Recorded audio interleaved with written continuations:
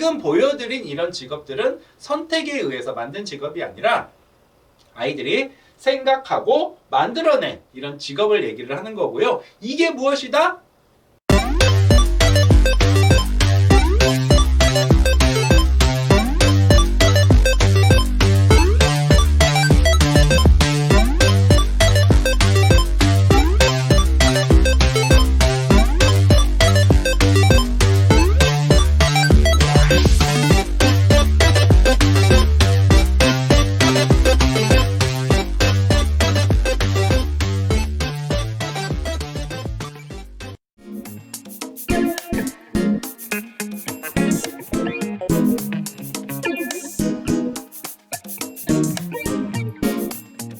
네, 안녕하세요. 우리 서대문에서 청소년을 대상으로 연합축제를 진행한다고 하는데요. 그 프로그램의 일환으로 여러분들 학부모들 대상으로 해서 오늘 여러분들하고 창직하고 그리고 공부환경 이 두 가지의 키워드를 가지고 짤막한 시간을 한번 가져보도록 하겠습니다. 자, 처음에 제가 시작할 부분은요. 창직과 창업에 대한 이해를 바탕으로 해서 스펙을 이기는 스토리, 그래서 제가 여지껏 해왔던 이런 부분들을 바탕으로 창직에 대해서 이야기를 한번 해보도록 하겠습니다. 제 소개를 한번 해보도록 할 텐데요. 여기 세 가지의 그립을 보면은 아마 학부모님들이 저거는 별론데 라고 하는 그런 스펙들이 세 가지 정도 있는 것 같아요. 첫 번째 보이는 이 사진은요, X. 네, 제가 중학교, 고등학교 때 공부를 너무 하기 싫어가지고 공부를 많이 안 했었거든요. 그리고 대학교 가다 보니까 또 역시 마찬가지로 공부를 너무 하기 싫어가지고 중퇴를 하게 됐습니다. 근데 이제 중퇴를 하게 되면 군대를 들어가야 되잖아요, 남자는요. 그래서 저는 바로 군대를 들어가게 됐고, 그 당시에도 또 저희 어머니가 많이 말리셨는데 왜 그 부사관으로 하려고 하느냐, 직업군인을 하려고 하느냐 하면서 울면서 말리시더라고요. 그런데 저는 또 고집을 부리면서 나는 군인으로서의 길을 한번 가보겠다라고 해서 직업군인으로 11년 동안이나 군생활을 하게 됐습니다. 상당히 오랫동안 했죠. 저는 원래 이렇게 길게 할 생각은 없었는데 하다 보니까 11년이나 길게 하게 되더라고요. 그리고 또 마지막 사진은요, 제가 이제 게임을 무척 좋아해서 스타크래프트, 아마 어머니, 학부모님들 여러분들은 뭐 게임을 하지 않으시더라도 아마 스타크래프트는 다 알고 계실 것 같은데, 이 스타크래프트가 나왔을 때부터 지금까지 20년이 넘도록 게임을 지금도 열심히 하고 있습니다. 자, 이 세 가지 스펙만 보면은 이런 강의에 나올 만한 사람인가? 라고 이렇게 여러분들이 생각하실 수도 있겠지만은, 이제 이런 스펙을 가진 제가 군대를 마치고 어떻게 제가 새로운 삶을 아니면 새로운 방향을, 진로를 결정해서 나오고 있는지 그런 부분에 대해서 이야기를 한번 해보도록 하겠습니다. 자, 여담이지만은 제가 군대 들어갔었을 때 어머니가 울면서 말렸거든요. 제발 군대 들어가지 말아라, 이렇게 울면서 말리셨는데, 제가 이제 군대를 전역한다고 하니까 그때도 울면서 말리시더라고요. 제발 군대 계속 있어라, 나오지 말고, 요즘 이렇게 힘든 시기에 이렇게 월급 따박따박 나오는 군대 있는 게 좋다라고 이렇게 울면서 말리시는데, 그때도 또 역시 저는 고집을 부리고 나와서 새로운 인생 한번 살아보겠다라고 해서 전역을 했던 그런 스토리도 있었습니다. 자, 저는 나와가지고요, 나만의 길을 한번 찾아볼까? 취업을 한번 해볼까? 라고 이제 이렇게 생각을 했는데, 이게 취업이 생각만큼 쉽지가 않더라고요. 제가 중퇴를 했다고 했었는데, 군대에 있었을 때 29살에 사이버 대학교를 대학교를 졸업을 했거든요. 그래서 그런 졸업장과 그리고 군 생활을 11년 한 이런 경력을 가지고 취업을 한다라는 게 이게 생각만큼 쉽지가 않더라고요. 제가 생각했었던 그 시대와 11년 전의 시대와 11년이 지난 그때는 너무나도 많은 격차가 있었다는 걸 알게 됐고, 제가 군대 생활을 하면서 보냈던 시간 동안 수많은 노력을 하면서 취업 준비했던 친구들이 같이 있었던 거죠. 그런 친구들과 경쟁하면서 취업한다라는 거는 정말 하늘의 별 따기와 가깝다라는 그런 생각을 많이 하면서 서류 전형에서 다 떨어지는 그런 아픔의 시간을 가지다가, 이렇게는 안 되겠다, 나만의 길을 한번 찾아봐야겠다 라고 생각해서, 나만의 길은 기왕이면 내가 좋아하는 길을 한번 찾아서 만들어보자 라고 이제 이렇게 생각을 하게 됐습니다. 근데 제가 좋아하는 게 뭘까? 라고 이제 찬찬히 생각해보니까, 아무래도 제가 전역을 32살에 했거든요. 32년 동안 제가 군대 생활을 했지만 다양한 그런 해외여행도 다니면서 그리고 여러 가지 취미 활동도 하면서 이렇게 지내다 보니까요, 제가 어떤 걸 좋아하는지는 찾을 수가 있었어요. 그래서 지금 여기 앞에 보이는 이러한 내용들이 제가 좋아하는 건데, 첫 번째는 인테리어 관련된 이런 부분들, 그리고 두 번째는 해양 액티비티. 제가 제주도에서 근무했던 경험이 4년 동안 있었는데, 그때 해양 바다 많잖아요. 그래서 그 바다 속에 있는 다양한 그런 것들을 즐기는 그런 시간을 가졌었습니다. 그리고 게임, 그리고 해외여행, 이런 부분들이 상당히 제가 좋아하는 거라고 생각을 하게 됐고요. 이런 부분들을 바탕으로 이제 선택을 하게 됐죠. 자, 여기 중에 한 가지를 선택해서 내가 이거를 일과 연결시켜서 돈을 벌 수 있게 하는 그런 게 무엇이 있을까 이제 고민하다가 제가 선택한 거 어떤 거 같아요? 네. 저는 요 공간 인테리어라는 거를 선택을 하게 됐습니다. 자, 이러한 새로운 것들, 어떤 분야를 선택하게 돼서 일을 하려고 하면은 우리는 무엇을 해야 되냐? 공부를 해야 됩니다. 제가 어렸을 때 공부를 너무 안 했던 게 후회가 되더라고요. 어쨌든 일을 하기 위해서는 공부를 해야 되고, 그 공부를 통해 가지고 지식과 경험, 간접 경험들을 얻고, 그걸 바탕으로 경험을 갖게 되면서 그래서 일을 해 나가는 거잖아요. 그래서 저는 이제 인테리어 공부를 이제 시작을 하게 됐습니다. 근데 인테리어 공부를 하다 보니까 이게 너무나도 어려운 학문이더라고요. 그리고 너무나도 어려운 이런 실무 경험들이 필요로 했었고요. 그래서 이런 남들이 하는 방식으로만 공부를 하거나 아니면 그런 쪽으로의 길을 선택하게 된다면 이거는 진짜 쉽진 않겠다라는 이제 이런 판단을 하게 되면서 과연 내가 가진 강점은 무엇일까라는 이제 그런 고민을 또 하게 됐어요. 근데 제가 이미지가 공부는 잘 못했었지만 어머니나 어머니 친구분들이 보면은 제가 공부를 잘하는 모범생 같다라는 이미지를 많이 이렇게 듣곤 했었거든요. 그리고 착한 이미지다. 착하긴 하지만 이제 그런 이미지를 이제 많이 듣게 됐었는데, 아, 내가 이런 이미지를 갖고 있으니까 이런 이미지를 활용해서 인테리어를 가장 접목시킬 수 있는 그런 분야와 대상은 누굴까라고 이렇게 고민을 하다 보니까, 아, 학부모님들이 나에 대한 이미지가 좋으니 학부모를 대상으로 인테리어 한번 해보자 라는 생각을 했고, 학부모가 인테리어에 관심이 있다면 어디에 인테리어가 있을까 이렇게 찾아보다 보니까 공부방에 관심을 많이 갖지 않을까 라는 이런 생각을 하게 됐어요. 또 어머니 그리고 학부모님 여러분들 그렇게 생각하지 않으시나요? 아이들 공부방에 대한 그 관심, 그리고 공부방에 대한 고민 늘상 가지고 계셨잖아요. 그죠? 이사 갈 때도 마찬가지고, 아이가 학기가 올라갈 때도 그러고, 초등학교에서 중학교 올라갈 때, 그리고 유치원에서 초등학교 올라갈 때, 이럴 때 항상 아이들 공부방 어떻게 해야 될지 고민 많이 하셨잖아요.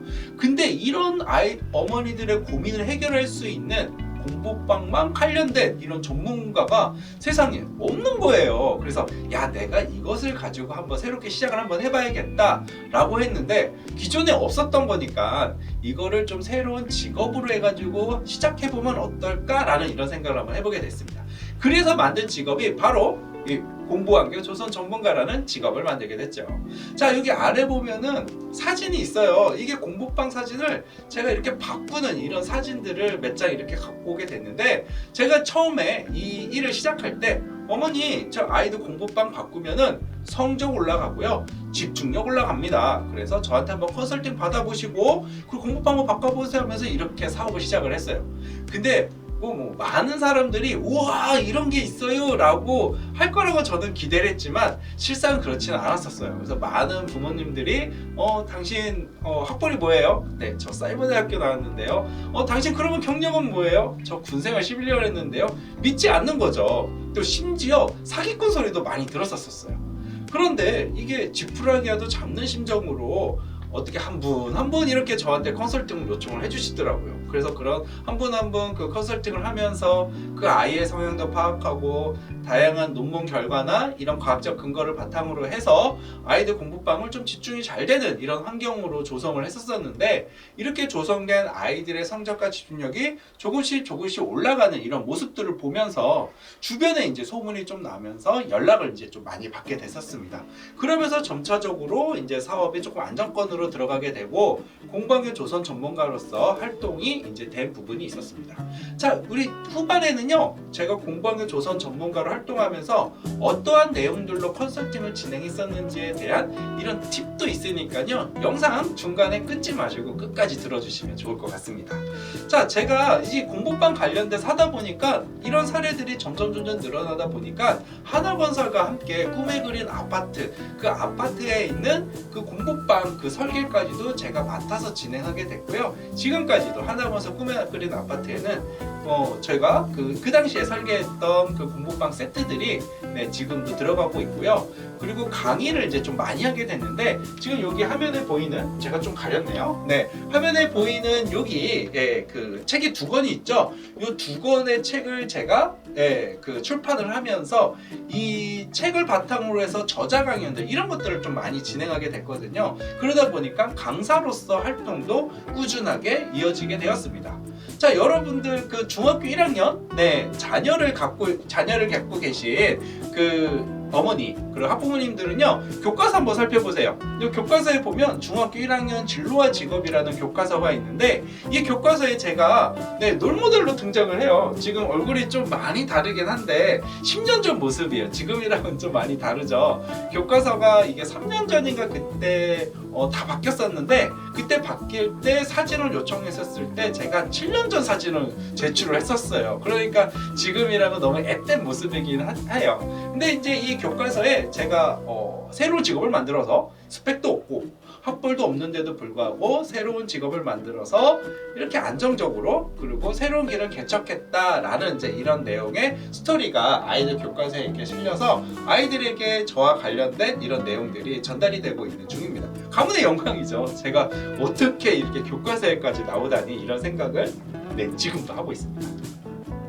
그리고 방송이나 이런 데서도요, 공부환경 조선 전문가에 관련된 이런 내용도 곧잘 보고 있어서 아마 여러분들이 좀 보셨을 거예요. 방송을 보면 공부방 정리하는 이런 부분들, 저도 방송에는 상당히 많이 나왔었거든요. 그래서 어떤 부분들은요, 저를 그때 뭐 봤었던 것 같네? 라고 이렇게 생각하시는 분도 계실 것 같습니다. 자, 제가 처음에 이제 제 스토리를 잠깐 이렇게 얘기하면서 새로운 직업을 만들었다 라고 이렇게 제가 말씀을 드렸잖아요. 그게 바로 창직입니다. 기존에 없었던 새로운 직업을 만드는 게, 새로운 창조적인 이런 아이디어를 바탕으로 해서 기존에 없던 직업이나 직종을 개발하는 이런 창직, 아마 여러분들은요 처음 들으신 분도 계실 거예요. 창업은 많이 들었어도 창직은 뭐야? 라고 하시는 분들도 있고, 발빠르게 창직 다 들어봤었어 라고 하시는 그 부모님도 계셨을 텐데, 이제 이 창직은요 여러분들 전부 다 알고 계셔야 돼요. 왜냐, 중학교 1학년 교과서에 이제 창직을 다루거든요. 언제부터? 3년 전부터 창직을 다루게 됐어요. 창직과 창업이라는 교과를 통해서 아이가 창직이라는 걸 배우고 창업이라는 걸 배우고 있거든요. 그래서 여러분들도 이제 창직이 무엇인지 개념은 알고 계시는 게 좋을 것 같습니다. 그래서 이런 창직이 왜 필요하느냐, 우리 사회 환경이 있잖아요. 너무나 변화의 속도가 너무 빠른 거예요. 그렇게 너무 빠르다 보니까 어떻게 해요? 그 변화된 거에 따른 니즈나 욕구들이 달라지기 때문에, 그래서 이제 이런 새로운 직업들을 많이 필요로 하게 되는 부분이고요. 그리고 기술이 역시 발전하게 되면서 그 기술과 연관된 이런 새로운 직업도 많이 나오고 있습니다. 여러분들 지금 뭐 네일, 저희 그 와이프도 네일 한다고 종종 가더라고요. 근데 이런 네일 하는 이런 직업은요, 제 기억으로는 10년, 15년 전 그때 있었나요? 제 기억은 없었던 것 같아요. 없었는데 생겼잖아요. 이게 왜 생겼을까요? 많은 사람들이 이제 이게 필요해진 거예요. 니즈가 생긴 거죠. 사람들의 욕구가 변한 거예요. 그래서 이런 새로운 직업이 나오는 것처럼 지금도 많은 직업들이 새롭게 만들어지고 있는 중입니다. 자, 그래서 이러한 직업들이 만들어지는 게 중요하다 보니까요, 정부에서도 매년 이런 유망한 신직업들을 선정을 해가지고 육성시키고 이런 직업을 하는데 지원을 하고 이러고 있는 중입니다.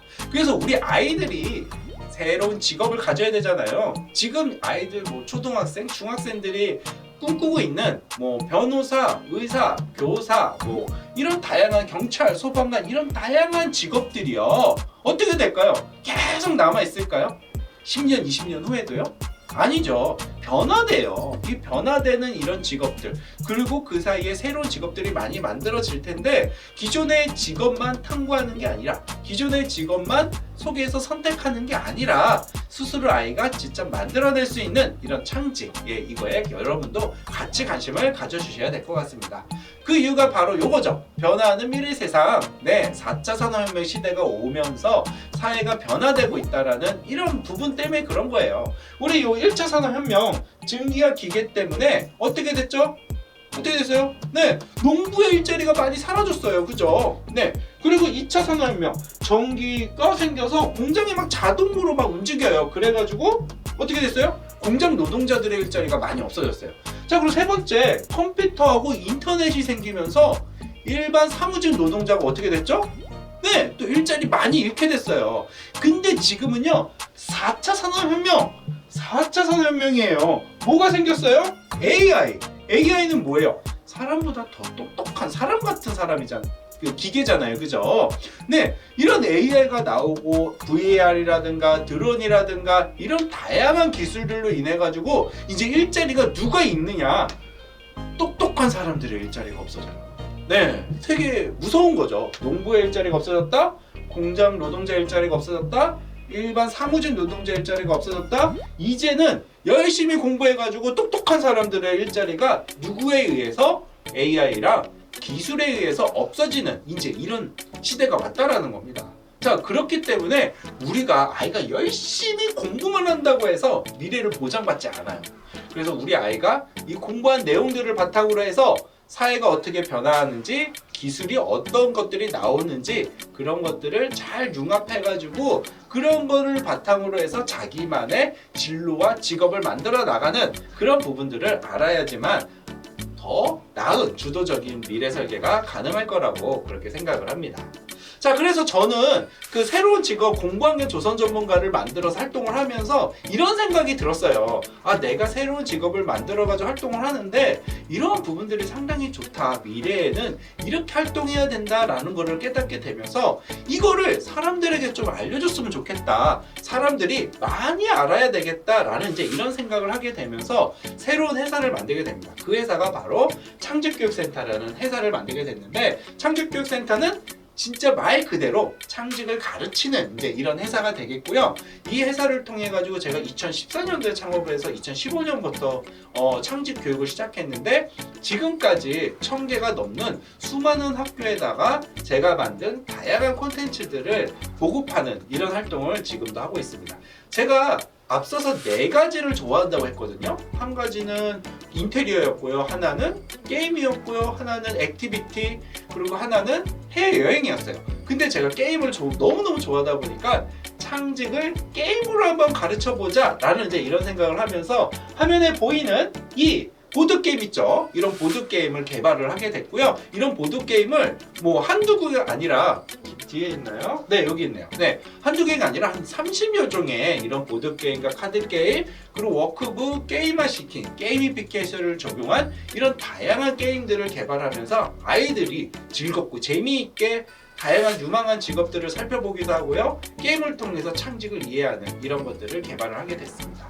자, 그러면서 이런 지금 현재 회사 이름은요, 메인 콘텐츠로 바꿨어요. 제가 창직뿐만 아니라 창업이나 강점이나 진로나 뭐 취업이나 이런 다양한 진로, 아이들에게 필요한 다양한 진로를 전부 다 한번 다뤄보자라는 생각으로 회사 이름은 현재 메인 콘텐츠로 바꾸면서 사업을 계속 진행을 하고 있는 중입니다. 자, 어떤 식으로 진행하냐면 이런 게임이에요. 이게 카드 게임인데 이런 카드들을 아이가 합치는 거죠. 자, 한번 여러분들 잠깐 한번 생각해 보세요. 장례지도사라는 직업, 여러분 잘 아시죠? 이런 장례지도사라는 직업과 요 구조라는 요 키워드가 있어요. 이거 두 개를 합쳐서 직업을 만들어내는 거예요. 융합을 해보는 거거든요. 자, 그러면은 어떤 직업이 나올까요? 좀 생각해 보셨나요? 그 아이가 만든 직업은 이 직업이었어요. 물건 장례 지도사. 물건 장례 지도사가 뭐냐? 이 아이의 생각은 그거예요. 소중한 물건이 망가지거나 잃어버리거나 이래서 너무 슬픈 거죠. 그래서 이러한 슬픔을 어떻게 하고 싶다? 좀 줄이고 싶다라고 이제 이렇게 아이가 생각을 해가지고 만든 직업이에요. 그래서 이거 속으로 이게 무슨 직업이야? 라고 이제 이렇게 생각하실 수도 있죠. 당연하죠. 그런데 이 아이는요, 이제 한 가지의 개념이 명확하게 생겼어요. 어떤 개념이냐? 직업을 만들 수도 있구나. 그죠? 기존에는 있는 직업에서만 찾아야 된다고 생각했는데 이 활동을 통해서 이 아이는 이 직업을 만들어냈고 이제 만들 수도 있다는 걸 알았기 때문에 이제 앞으로 이 아이는요, 살아가면서 내가 직업을 이거 만들 수 있겠네 라는 생각을 가지면서 정말 누구보다도 더 주도적인 진로 설계를 할 수 있는 그런 개념을 아이가 가질 수 있게 되는 부분입니다. 자, 그래서 이런 창직이라는 거는 이런 좋은 점이 있는 것 같아요. 우리가 어떤 아이들이 나 어떤 직업 할지 모르겠어요, 하고 싶은 직업이 없어요, 그러면은 야, 어떤 직업을 알려줘야 되지? 막 이렇게 생각하신 적 많으시잖아요. 그런데 이제는 그러면 네가 그냥 만들어 라고 이제 얘기할 수 있다라는 거죠. 지금 여기 아이가 슬로우 아나운서라는 직업, 우리 뉴스 진짜 빠르잖아요. 그리고 어려운 단어들 많잖아요, 이해 못하는. 그런 것들을 좀 천천히 그리고 쉽게 설명하면서 유튜브에서 얘기한다라는 거죠. 얼마나 좋아요, 그죠? 이렇게 이해 못하거나 너무 빨라가지고 이해 못하는 분들은 그렇게 들으면 되게 좋잖아요. 이런 직업은 저는 정말 필요할 거라고 봅니다. 그리고 행동하는 작가, 그리고 로스트 메모리 파인더, 이런 직업들이 아이들이 만든 직업들입니다. 자, 이 로스트 메모리 파인더는 여러분들도 가끔 깜빡깜빡 하시죠. 뭐 기념일을 깜빡한다든가 그런 것들을 잊어버리지 않게 이 이야기를 해주는 거예요. 당신 이제 내일 뭡니다. 일주일 후에 당신 어떤 일이 있으니 뭐 챙기세요, 막 이런 식으로 얘기해주는 이런 직업들이라는 거죠. 지금 보여드린 이런 직업들은 선택에 의해서 만든 직업이 아니라 아이들이 생각하고 만들어낸 이런 직업을 얘기를 하는 거고요. 이게 무엇이다? 창직이라는 겁니다. 이제 여러분들 창직 잘 기억하실 수 있을 것 같습니다.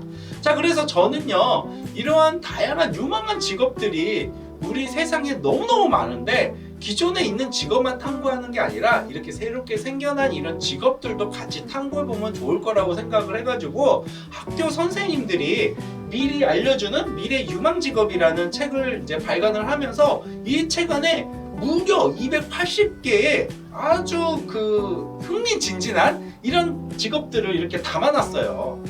그래서 이런 1급까지의 다양한 분류를 통해 가지고 우리 아이들이 새로운 직업들을 탐구할 수 있게끔 학교 선생님들이 이렇게 발간한 책을 간단하게 중간에 한번 소개를 한번 해드리도록 하겠습니다. 자, 그리고 제가 이제 앞서서 이 활동 외에도 창업이라든가 아니면은 뭐 직업을 만든다든가 이런 다양한 활동들을 계속 해왔거든요. 그래서 앞서 얘기했듯이 저도 뭐 SBS, 뭐 MBC, 뭐 EBS 다양한 곳에서 이런 식으로 활동을 하고 있습니다. 근데 나올 때마다 얼굴 보시면 알겠지만 나올 때마다 어떻게 얼굴이 맨날 달라져요. 그래가지고 이게 방송국의 카메라에 따라서 달라지나 이런 생각도 좀 한번 해보게 됩니다. 자, 이렇게 제가 나올 수 있게 된 거는요, 제가 학벌이 좋아서 할까요?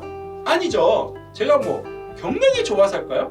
아닙니다. 그죠? 이거는 제가 가진 저만의 좋아하는 거를 바탕으로 해서 저만의 스토리를 만들어 왔잖아요. 저만의 스토리를 만들어 왔던 그것이 바로 저는 차별성이고 경쟁력이라고 생각을 합니다. 저는 우리 아이들이요, 경쟁력을 가지기 위해서는 영어 점수 100점, 수학 100점이 아니라 그 아이가 가진 다양한 스토리가 저는 경쟁력이라고 생각을 하거든요. 그래서 그러한 부분들을 만들어 갈 수 있게끔 우리 어머니, 아버지, 학부모님들께서 그런 부분에 관심을 좀 많이 가졌으면 좋을 것 같고요. 아이가 실패했다고 하면 그 실패 자체가 또 스토리예요. 그 스토리를 바탕으로 해서 이겨낼 수 있게끔 나중에 시간이 지나면 다 즐거운 그런 부분들이 되잖아요. 부모님들도 어렸을 때 되게 힘들었지만 지금은 그것이 또 스토리가 되듯이 지금 우리 아이들도 힘들어하거나 실패하거나 이런 부분들도 나중에 우리 아이들도 다 스토리가 되거든요. 그래서 여러분들도 그런 부분들을 좀 긍정적으로, 또 우리 여러분 청소년 여러분들은 이런 부분들에 너무 그거에 대해서 자신을 좀 낮게 생각하는 게 아니라 앞으로 가기 위한 하나의 과정이다, 이렇게 생각하셔도 좋을 것 같습니다. 자, 이런 문구가 있더라고요. 1, 2, 3등급은 치킨을 시키고 4, 5, 6등급은 치킨을 튀기고 7, 8, 9등급은 치킨을 배달한다라는 얘기가 있는데 여러분 어떠세요? 치킨을 시키고 싶은 사람이 되고 싶으세요? 네. 이제는 좀 시대가 많이 달라진 것 같아요. 여러분들은 이제 오답을 정답으로 만드는 그런 용기를 좀 가지셔야 될 것 같고요. 치킨을 배달하는 이런 일들 하는 사람 많이 있죠. 근데 그런 대표적인 회사가 배달의 민족이죠. 배달의 민족은 치킨만 배달하고도 치킨으로 돈을 제일 많이 번 기업이 됐고 수많은 것들을 배달하고 있는 지금 많은 사람들 우리나라 뭐 배달의 민족이라고 얘기하는데 지금 배달 전성 시대잖아요. 여러분들이 생각을 하시면서 또 아셔야 되는 게 뭐냐면 우리가 정답으로 알고 있었던 것들 우리가 이거는 무조건 정답이야 라고 이렇게 알고 있던 것들이 이제 오답이 될 수 있다는 것도 알고 계셔야 될 거고 우리가 오답이라고 생각했던 것들이 정답이 될 수도 있다는 거 그것도 여러분 명심하시면서 조금 폭넓은 그리고 좀 넓은 그런 사고력을 좀 가지시면 좋겠다라는 이런 생각을 합니다. 그래서 저는 우리 아이들이 내가 좋아하는 거를 일단 먼저 찾은 다음에 좋아하는 거를 어떻게 해야 될까요? 할 수 있게 만들어야 돼요. 잘할 수 있게까지는 아니고요. 할 수 있게 만든 다음에 할 수 있게 만든 거를 강점을 살려가지고 나만의 길을 만들어 간다라는 거. 그러면은 조금 스토리 있는 그런 성공의 진로를 좀 찾아 나갈 수 있지 않을까 이렇게 생각을 합니다. 어떠세요 여러분? 오늘 제가 첫 번째로 공방의 조선 전문가를 창직했던 그런 내용과 더불어서 창직에 대해서 한번 이야기를 해봤는데 창직에 대해서 좀 관심이 가지게 되나요? 네, 그러시면 중학교 1학년 교과서 한번 보시고 창직이라는 게 교과에서 어떻게 다루는지 한번 살펴보셔도 좋을 것 같고요. 인터넷에서 어떤 새로운 직업들이 있는지 이렇게 한번 살펴보시는 것도 상당히 좋을 것 같습니다. 자, 두 번째 시간은요, 공부방 꾸미는 달인되는. 그래서 뭐 잠깐의 시간으로 달인되긴 쉽지 않겠죠. 근데 제가 여기에서 다루는 약간의 팁만 여러분들 집에서 직접 적용해 보신다면은 아이의 약간의 변화를 좀 유도할 수 있는 그런 부분이 되지 않을까 이렇게 생각을 합니다. 자, 지금 제가 이런 책들을 몇 권 발간을 했는데 혹시 이런 관련된 콘텐츠가 조금 더 깊숙이 알고 싶다라면은 지금 여기 있는 책들을 한번 참고해 보시면 좋을 것 같습니다. 자, 이런 얘기가 있어요. 여러분, 교육 환경, 그죠? 교육 환경을 바꿔야 된다. 근데 공부 환경이라는 이야기도 있어요. 공부 환경을 바꿔야 된다. 두 개는요, 차이가 있어요. 교육 환경은요, 가르치 교자예요. 가르치는 입장에서 좋은 환경인 거예요. 그래서 이제 선생님들이 가르치기 좋은 환경, 이건 교육 환경이라고 이야기하고요. 공부 환경은 성취공, 혼자서 이루는 것, 그죠? 그래서 스스로 공부할 때는요, 공부 환경, 학습자 입장에서는 공부 환경이라고 표현을 합니다. 그래서 아이들 입장에서는요, 공부 환경이 좀 더 맞는 표현이라고 보시면 되겠습니다. 그래서 공부 환경이라는 거는 스스로 배운 것을 학습하고 새로운 것을 찾아가는 그런 것들을 알아내가는 과정 속에서 성취감을 느낄 수 있도록 도와줄 수 있는 여러 가지 요소들이 있어요. 그런 것들을 전부 공부 환경이라고 이야기를 합니다. 자, 여기 화면에 보면은 이거 뭐예요? 네, 디즈잖아요, 그죠? 디즈 보면 여러분들 생각하시는 거, 아시죠? 영조 때, 사도세자 이야기가 여러분 머릿속에 스치셨을 거예요. 이런 답답한 공간에서 얼마나 힘들었을까 이런 생각들을 해봤는데 이런 마음이 우리 지금 학부모한테까지 연결된 건 아닌가라는 이런 생각도 좀 한번 해보게 되거든요. 이러한 다양한 스터디룸, 이런 책상들이 이렇게 많이 나오고 있는데요. 이러한 부분들이 분명 집중하는데 도움이 될 겁니다. 자, 근데 이러한 것들이 어떤 아이에게는 뭐 집중력을 높이는데 도움이 될 수 있겠지만 답답함을 느껴서 집중을 못하는 아이도 많다는 거를 저는 컨설팅을 통해서 보게 됐어요. 그러니까 한시적으로는 이런 좁은 공간이 집중하는데 도움이 될 수는 있더라고요. 안정감도 느낄 수도 있고. 근데 이 좁은 공간에 장기간 있으면 아무래도 부정적인 영향을 좀 받을 수밖에 없다는 것도 알고 계시면 좋을 것 같아요.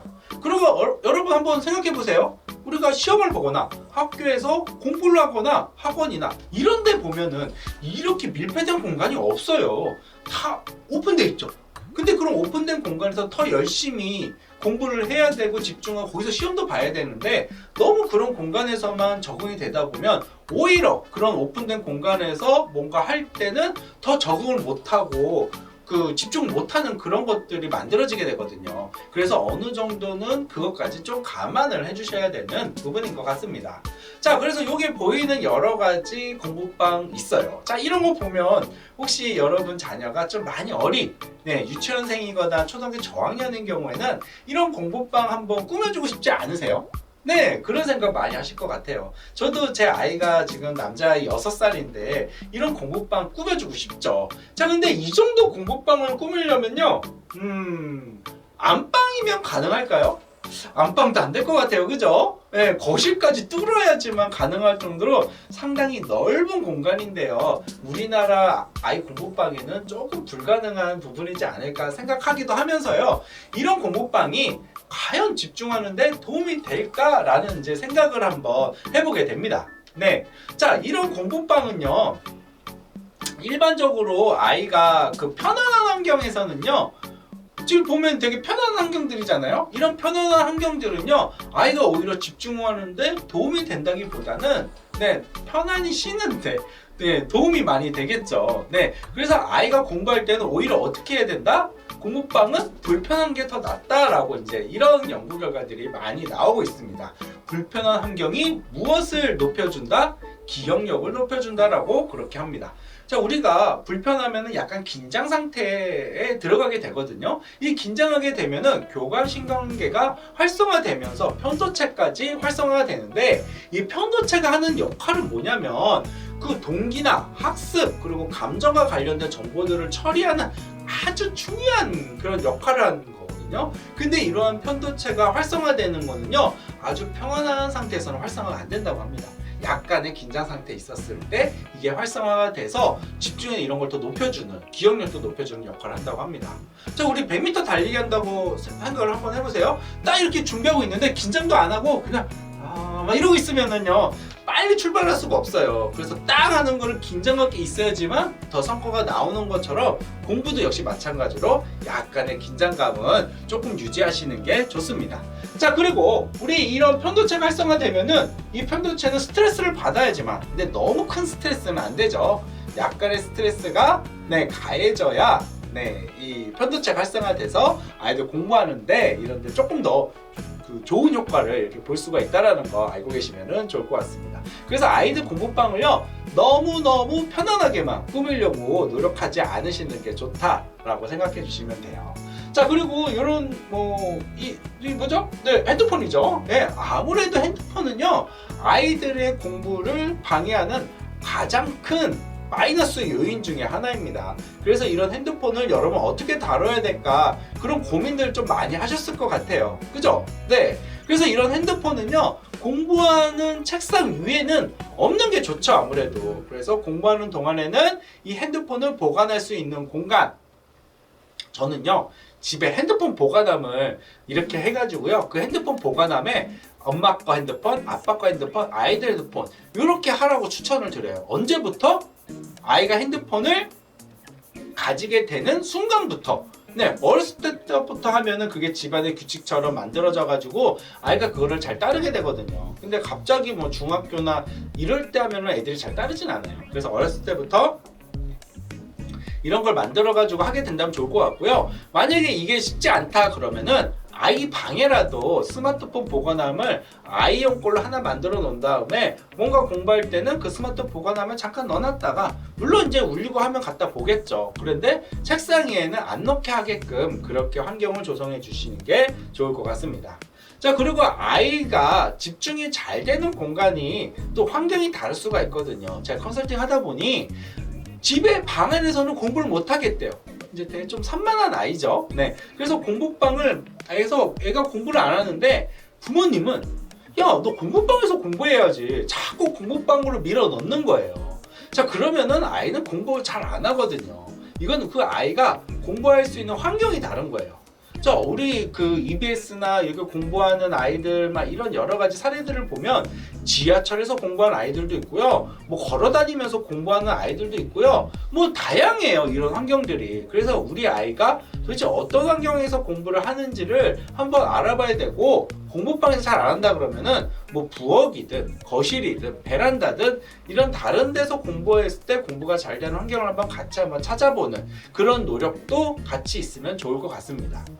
자, 그래서 여기 환경 중에도요, 또 이제 이 환기 상당히 중요하거든요. 그래서 아이의 방은 어떻게 수시로 환기를 시켜주셔서 공기를 좀 프레시하게 만들어주는 게 좋을 거예요. 그리고 공부방은요, 좀 주기적으로 좀 바꿔주시는 게 좋을 것 같아요. 계속 똑같은 그런 환경으로 조성하는 게 아니라 약간씩 변화를 줘도 아이는 뭔가 새로움을 느끼게 되면서 그 분위기에 또 영향을 받게 되거든요. 그래서 주기적으로 공부방 환경을 조금씩 이렇게 바꿔주는 것도 좋을 것 같습니다. 그리고 앞서 얘기했던 것처럼 공부할 수 있는 공간, 아이가 어디서 집중을 잘하는지 모르기 때문에 아이가 공부할 수 있는 공간은 여러 군데 이렇게 만들어 주시는 것도 좋고요. A가 어디서 공부하든지 간에 야단치지 않는 것이 좋습니다. 일단 공부하면은 놔두셔야 돼요. 네, 그런 부분이고, 아이가 앉아서 그리고 공부방에서 공부하는 이런 습관들은 점차적으로 아이가 성장하면서 그런 부분들의 습관이 잡히게 되거든요. 그러니까 너무 어렸을 때부터 그런 부분을 다그치지 않으시는 것도 좋을 것 같습니다. 자, 이것은 뭐냐면, 여러분들 이런 화면 많이 보셨죠? 네, 바깥에 있는 많은 학원들 있죠? 다 밖에 안 보이게끔 다 처리 다 했어요, 그죠? 스티커를 다 붙여놨단 말이에요. 네, 이렇게 왜 막아놨을까요? 단순히 밖을 못 보게 하려고요? 네, 그것만은 아니죠. PC방도 역시 다 닫아놨단 말이에요. 이렇게 닫아놓은 이유는 뭐냐면 햇빛이 안 들어오게 하려는 그런 이유들도 있어요. 네, 그래서 우리가 햇빛으로 공부하면 눈이 정말 많이 나빠지게 되거든요. 네, 그리고 이 햇빛이 공부하는데 상당히 방해를 많이 입히게 돼요. 그래서 햇빛이 잘 집에 공부할 때 안 들어올 수 있게 하게끔 블라인드나 암막 스크린이나 이런 부분들을 통해서 조금 막아주시는 게 좋다라는 거, 이거를 이해해 주시면 좋을 것 같아요. 학교에서도 역시 마찬가지예요. 이거 화면 한번 보세요. 애들 공부하는 여기 햇빛 들어오죠? 자, 여기에 얘가 앉아있다고 생각해보세요. 얼굴은 타죠? 졸리죠? 하면 여기 의자에는 햇빛 들어와가지고 요즘에 책들 되게 좋잖아요. 어머니들이 그때 학교 다녔을 때 그 책이랑 달라요. 지금은요, 질이 너무 좋아서요, 햇빛이 반사될 정도로 반들반들한 재질이에요, 책들이. 그러니까 이게 되게 방해가 많이 되거든요. 그래서 공부 못하는 아이들, 영어나 영화, 그리고 뭐 TV 드라마 이런 거 보시면 공부 못하는 아이들은 창가 쪽에 앉아 있어요? 아니면 복도 쪽에 앉아 있나요? 보통 이쪽에 앉아 있으면서 생각도 많이 하고 막 이러잖아요. 창문 밖도 많이 보면서. 근데 여기가 공부하는데 가장 어떻게 해요? 방해가 많이 되는 그런 공간이라고 여러분 보시면 될 것 같습니다. 그래서 학교에서도 가급적이면은 이런 암막 같은 이런 부분에 햇빛이 너무 많이 들어오는 곳은 그런 조치가 좀 필요한 부분들이 있거든요. 그래서 가끔 이제 저도 학교에 이제 강의 같은 데 가가지고 햇빛 들어 막 이런 얘기도 해주고 이런 사진도 보여주곤 하거든요. 그래서 여러분들도 한번 자기 아이들 공부 학교 교실 한번 체크해 보셔도 좋을 것 같습니다. 자, 그리고 책상을 선택하는 이런 부분에 대해서도 이야기를 많이 하는데요. 제가 책상을 선택할 때는요, 싸면 쌀수록 좋다라는 이런 얘기를 해요. 책상이 비싸면 비쌀수록 책상은 넓어지고요, 다양한 기능이 있는 책장이라든가 뭐 서랍장이라든가 이런 다양한 게 자꾸 늘어나게 되거든요. 이런 게 늘어나면 늘어날수록 공부하는데 집중하는데 방해를 많이 받을 수밖에 없어요. 책상은 최대한 상판만 있고 다리만 있어서 그 책상 위에 내가 공부하는 것만 딱 올려놓을 수 있는, 그게 공부하는데 가장 좋고요. 대부분 그런 환경에서 시험도 다 이런 데서 보잖아요. 그래서 너무 비싼 책상 사시려고 처음부터 막 그렇게 하지 마세요. 그래서 처음에는 가급적이면은 작은 책상 위주로 사시고, 넓은 책상 사면은 되게 지저분한, 아이가 다 올려놓잖아요, 책상 위에. 그래서 항상 여러분들이 정리정돈을 해주셔야 되는 이런 아픈 이런 미래가 그려질 수가 있습니다. 그래서 오히려 좁은 책상이 자기도 학습에 도움이 준다 라는 거 꼭 머릿속에 기억을 해두시면 좋을 것 같습니다. 자, 딱딱한 의자와 좁은 책상, 이런 책상 이론에서도 우리 열심히 공부했잖아요. 그죠? 아이들도 지금 이런 책상에서도 열심히 공부하고 있습니다. 네, 그래서 이렇게 집중력이 높아지는 오히려 도움이 되는 이런 책상, 좁은 책상이고 딱딱한 책상이다 라고 이제 이렇게 생각을 해주시면 좋을 것 같아요. 공부방이 혹시 여유가 있다라면은 이런 학교에서 쓰는 책상 있죠? 이런 거 하나 정도 더 배치해 놔서 시험 보기 전에는 오히려 이런 데서 마무리 정리하면은 도움이 더 될 수 있다라는 것도 알고 계시면 좋을 것 같아요. 네, 독서실 책상을 쓰시는 분들도 많은데 저는 개인적으로는 독서실 책상 쓰는 거는 약간 반대예요. 네, 뭐 완전히 반대하지는 않지만요. 왜냐, 이런 독서실 책상 같은 환경은 별로 없거든요. 네, 그래서 독서실 책상 같은 경우는 보조적으로만 사용하시는 게 좋을 것 같습니다. 네, 독서실 책상에서만 공부하게 되면 정작 시험 볼 때는 환경이 달라서 어려울 수도 있기 때문이라는 겁니다. 네, 그리고 책상에 유리도 사시는 분들이 있더라고요. 유리 살면 뭐 깔끔해 보이는 이런 느낌들도 있겠지만은 이런 유리는요, 빛을 이렇게 반사시켜요. 여기 화면이 좀 잘 보이시나요? 네, 햇빛도 반사시키고요, 보조 스탠드에 불빛도 반사시켜요. 그게 다 어디로 들어가요? 아이들 눈으로 들어간다라는 거예요. 그래서 눈의 피로도를 증가시켜가지고 집중력을 저하시키기 때문에 책상에 있는 유리는 없어지시는 게 좋을 것 같고요. 이런 유리가 깨지거나 이랬을 경우에는 또 역시 그 위험성도 존재할 수밖에 없고요. 그리고 유리는 또 차가운 성질이잖아요. 거기에 나의 몸을 올려놓으면서 내 온도를 뺏어가요. 그러면서 나는 내 온도를 다시 정상으로 돌리기 위해서 에너지를 또 불필요하게 써야 되거든요. 그러면서 또 피로도를 더 가중시킬 수 있는 이런 부분들이 많이 있기 때문에 책상 위에 있는 유리는 어떻게 해야 된다? 그냥 다 빼버려야 된다 라고 이제 그렇게 알고 계시면 좋을 것 같습니다. 자, 그리고 의자, 이거 되게 많이 실수하시는 건데, 의자 여러분들 좋은 거 사주고 싶잖아요, 그죠? 네, 그래가지고 비싼 의자 많이 사시는데 이렇게 푹신한 거에 바퀴는 5개 달려 있어야 된다 하면서 이렇게 사시는데, 이런 의자가요 집중을 너무나도 방해해요. 완전 흔들 의자는요 놀이기구나 마찬가지라는 거예요. 애들 뭐 놀고 싶은데 공부하기 싫은데 이게 막 의자가 빙글빙글 움직이잖아요. 그럼 애들이 집중 다 깨져요. 네, 그래서 의자는 어떻게 해야 된다? 고정형 의자로 이렇게. 네, 목바지 없어도 돼요. 목 빼고 어떻게 공부해요, 그죠? 막 쉬어야 된다? 아무도 애들 의자에서 쉬지 않아요. 집에서 침대에서 쉬지. 그 목바지 없는 게 좋습니다. 네, 그리고 의자에 바퀴는 꼭 없애야 된다. 이런 의자로 여러분들 구입을 해주시는 게 더 낫다라는 거 알고 계시면 좋을 것 같습니다. 그리고 학습용 의자 선택할 때는 그렇다고 해서 완전 나무 딱딱한 이런 의자보다는요, 약간의 쿠션감, 지금 보면 한 요 정도 쿠션감만 있어도 돼요. 약간의 쿠션감 정도 있는 의자를 선택해 주시면 좋을 것 같고요. 높낮이가 되는 의자를 선택한다면 더 좋은 선택이 될 수 있을 것 같습니다. 자, 그리고 이런 소음이라는 거에 대해서 간단하게 한번 이야기 한번 해보도록 할 건데요. 이런 그 미국의 이런 그 캘리포니아 대에서 연구 결과에 따르면요, 사람은 동시에 여러 일에 집중하는 게 그렇게 쉽지만은 않다라고 합니다. 그래서 아이가 노래를 들으면서 공부한다라는 거, 그거는 뭐예요? 집중을 안 하겠다라는 거죠, 그죠? 네, 노래에 집중을 더 하게 된다라는 거예요. 그래서 가급적 아이가 이제 이 소음, 노래에 관련된 거는 조금 관심을 좀 가져주셔야 되는 부분인 것 같아요. 지금 여기 보시는 것처럼 우리나라에서도 역시 연구했잖아요. 음악을 듣고 공부한다는 것은 집중하지 않고 대충 공부하겠다는 거예요. 내는 뭐만 한다? 한 가지 일에만 집중하기 때문인 거죠. 그래서 아이가 음악을 듣는다면 그걸 좀 바꿔주셔야 되는 부분이 될 것 같아요. 우리 뭐 가요 같은 거 들으면 막 따라 부르게 되잖아요. 어떻게 따라 부르면서 공부가 되겠어요? 네, 오히려 그러면은 영어? 영어도 따라 부를 수 있겠네요. 영어를 할 줄 알면은. 그럼 뭐 아랍어라든가 이런 완전 다른 언어를 이렇게 쓰게끔 하는 것도, 근데 그렇게 듣진 않겠죠, 그죠? 네, 그래서 가급적 그 노래는 안 들으면서 하는 게 중요하다라는 거고요. 또 아이들 공부방에 혹시 이런 식의 있으면 안 돼요. 째깍째깍 공부할 땐 조용하잖아요. 조용하다 보면요, 시계 소리가 너무나도 잘 들리게 돼요, 그죠? 네, 그래서 이런 시계는요 무서운 시계로 이렇게 바꿔주시면 되겠습니다. 자, 그럼 이렇게 째깍째깍 나는 소리가 버려야 되냐? 그거 버리지 마시고요, 그 공용 공간 있죠? 이런 거실이나 이런 데다가 이렇게 설치를 해주시면 될 것 같습니다. 지금 이렇게 여기 보면은 초침이 없어요. 네, 초침이 없고 그 소리가 안 나는 이런 무서운 시계로 바꿔주시는 게 좋다라고 알고 계시면 좋을 것 같습니다. 자, 우리 아이가 공부에 매진할 때 여러분들 공부 열심히 하고 있으면 아이가 되게 이쁘잖아요, 그죠?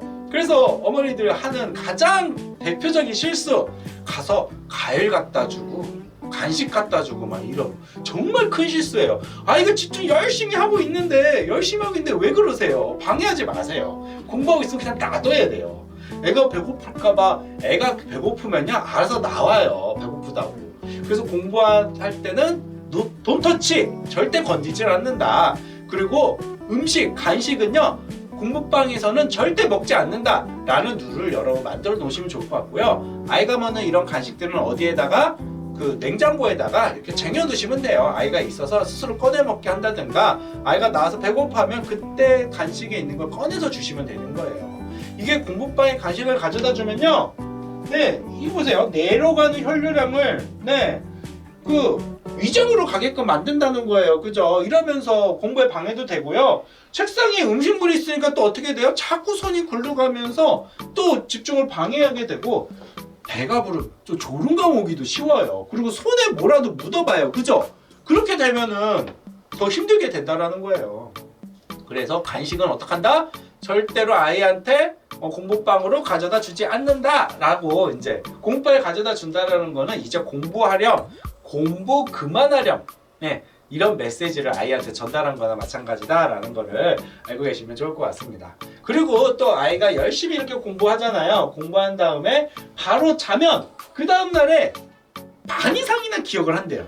근데 열심히 공부했는데, 야 그래도 열심히 공부했으니까 게임 한번 하고 자, 뭐 드라마 한 편 보고 자, 유튜브 보고 자, 뭐 웹툰 보고 자, 이렇게 되잖아요. 그러면은 야 이거 10% 이게 이제 너무 차이가 많이 나죠. 그래서 가급적이면 아이가 공부를 했으면은 바로 재울 수 있는 게 좋다. 근데 가끔 부모님도 이런 질문도 하시더라고요. 그러면 애가 이렇게 공부하기 전에 게임을 시켜도 되냐, 이런 얘기도 많이 하시는데, 뭐 순서로 따지자면 이 순서가 더 낫죠, 그죠? 바로 공부하고 게임을 먼저 하고 나서 하는 거. 근데 그렇게 되면 아이가 또 이 게임에 관련된 강력한 자극이 있기 때문에 이렇게 공부에 돌입하는데 시간이 또 한참 걸릴 수 있거든요. 그래서 공부하려고 하는 그런 전후 시간에는 가급적이면은 이런 강력한 자극이 되는 놀이는 안 주시는 게 좋다라는 거 알고 계시면 좋을 것 같습니다. 그래서 게임이나 드라마의 강력한 자극 때문에 공부한 내용이 어떻게 잊혀지게 된다라는 거, 이것도 알고 계세요. 그리고 커피, 카페인 성분 많죠. 그래서 아이가 너무 많이 마시지 않게 이야기해 주시는 것도 좋을 것 같고요. 그리고 연어, 뭐 고등어, 견과류, 우유, 달걀, 고기, 두부, 블루베리, 이런 것들 되게 좋은 음식이잖아요. 공부도 체력이 뒷받침돼야 되잖아요. 이런 좋은 음식들을요 주실 때 어떻게 건강을 강조하시면서 주지 마세요. 이거 눈에 좋아, 이거 집중력에 좋아, 이거 뭐에 좋아. 애들은요 기본적으로 몸에 좋은 음식을 별로 안 좋아해요. 그런데 아이한테 무슨 건강을 강조하면서 음식을 주시면 애들이 뭐 잘 먹겠습니까? 잘 안 먹습니다. 그러니까 아이한테 줄 때는 그냥 맛있어, 이렇게 해서 주시는 거예요. 이 부분 알고 계시면 좋을 것 같습니다. 자, 이런 공부방들 많이 보게 될 거예요. 지저분하고 수많은 책들, 정리 안 되는 거, 보지도 않는 이런 책들, 이런 거 다 정리해 주세요. 이 작은 방도 이렇게 만들 수 있어요. 뒤에 침대 있죠. 앞에 가운데다가 책장 놔서 공간을 분리시키죠. 그리고 그쪽에다가 책상을 놔서 뒤에 침대가 안 보이게끔, 이런 식으로 얼마든지 조성을 할 수가 있습니다. 지금 이렇게 게임만 좋아하는 아이의 공부방, 집에 PC가 이렇게 방에 이렇게 있으면 당연히 게임밖에 안 하겠죠. 보이는 게 이건데. 그래서 이런 방도 조금 조절해서 PC방, PC 할 수 있는 그 부분은 거실로 뺀다든가, 아니면 다른 공간을 만드시고 공부하는 책상은 또 따로 만들어서 아예 분리를 시켜주시는 게 좋다라는 거, 그런 부분도 알고 계시면 좋을 것 같습니다.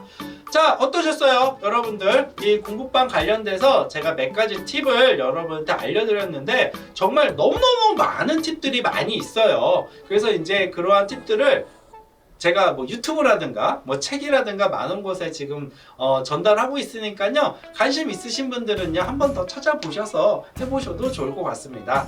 자, 이런 서대문 연합축제, 청소년을 위한 연합축제가 성황리에 잘 마무리되었으면 하는 그런 바람들도 있고요. 우리 학부모님들 다른 행사들도 같이 한번 이렇게 둘러보시면서 좋은 의견이나 이런 피드백들 이렇게 함께 남겨주시면은 좀 더 풍성한 이런 행사가 될 거라고 생각합니다. 자, 이 긴 시간 동안 제가 하는 강의 영상에 집중해 주셔서 감사하고요. 다음 기회에 또 뵙도록 하겠습니다. 감사합니다.